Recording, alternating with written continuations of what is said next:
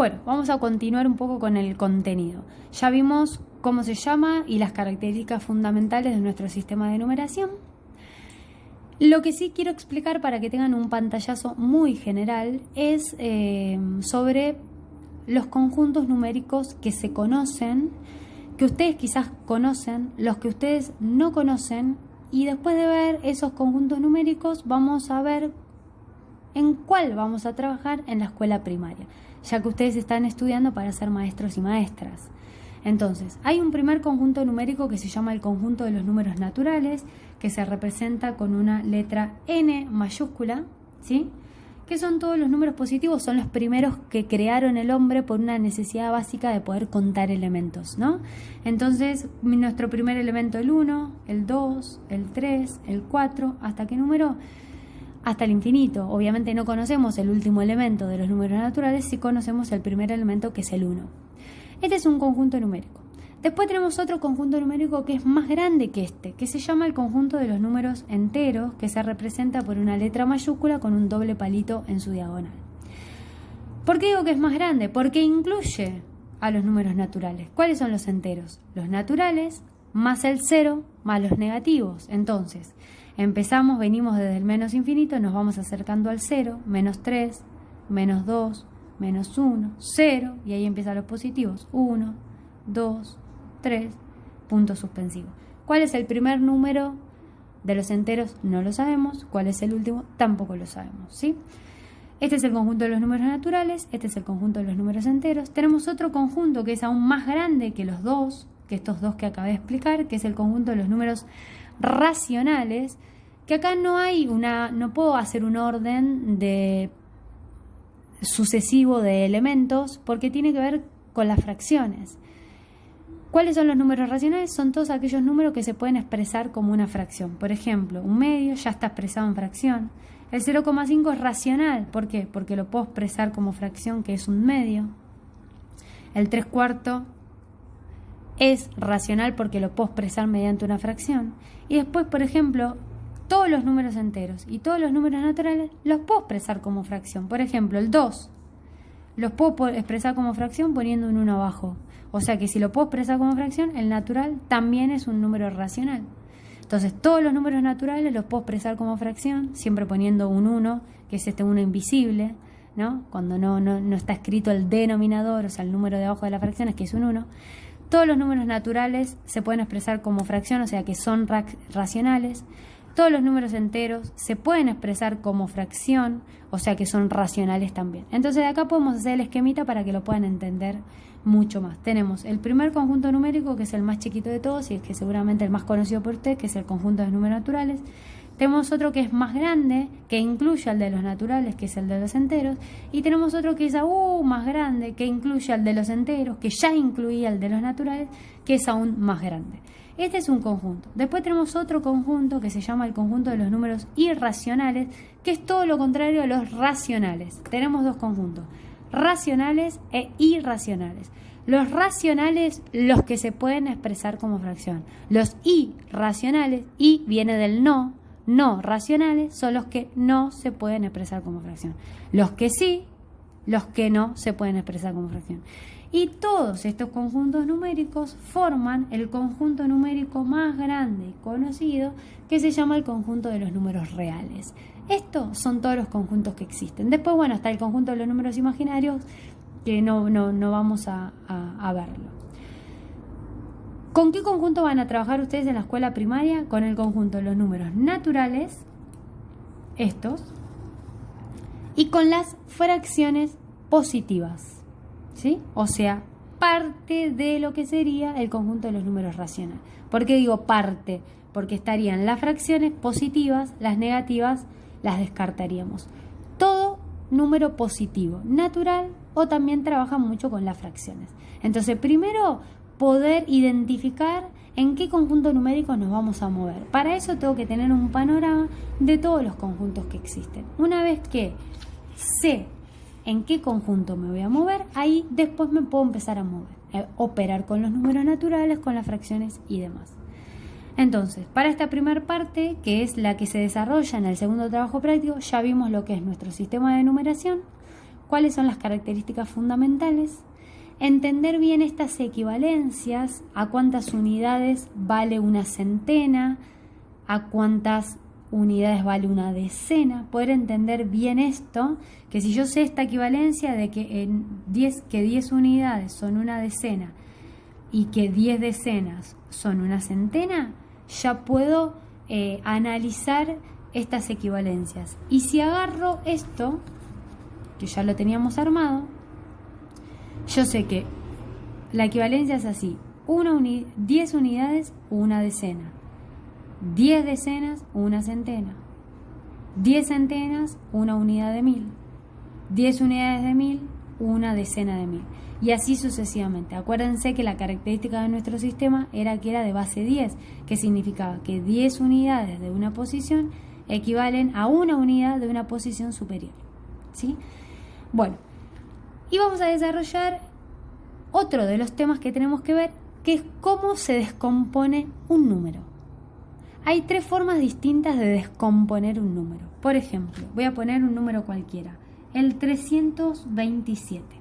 Yo lo puedo descomponer de la primera manera, que es por unidades.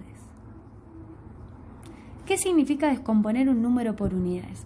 Mirar cada cifra, qué posición ocupa, y yo entender que, por ejemplo, este 7 son 7 unidades. Este 2 son 2 decenas, pero ¿cuántas unidades son 2 decenas? 20 unidades. Y este 3, que ocupa la posición de las centenas, 3 centenas, ¿cuántas unidades son? 300 centenas. Entonces, ¿cómo hago para descomponer un número por unidades?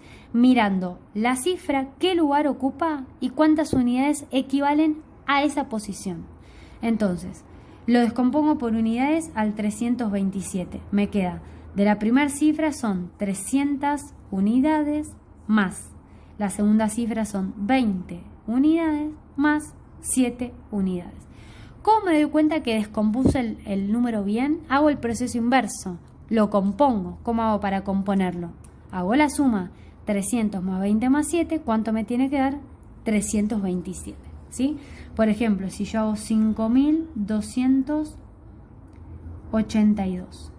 Empiezo a descomponer por unidades. El 5, que está en la posición, en esta posición, el 5 está en esta posición, en la unidad de 1000, son 5000 unidades más este 2, 200 unidades más 80 unidades más 2. Si hago la cuenta, 5282.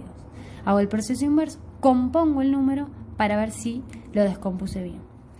Ese es el primer procedimiento, descomponer un número por unidades. El segundo procedimiento es descomponerlo en forma polinómica. ¿Cómo se descompone un número en forma polinómica? Vamos a usar el mismo ejemplo que veníamos usando hasta el momento. Siempre empezando de izquierda a derecha para tener una organización. Podría ser de derecha a izquierda tranquilamente. Yo podría haber hecho 7 más 20 más 300 o desordenado 300 más 7 más 20 tranquilamente, porque la suma es conmutativa, o sea que es lo mismo. Pero bueno, para no confundirnos y tener una organización, vamos teniendo un orden, ¿sí? Pero se podría hacer de otra forma tranquilamente, pero tenemos un orden, así no nos confundimos.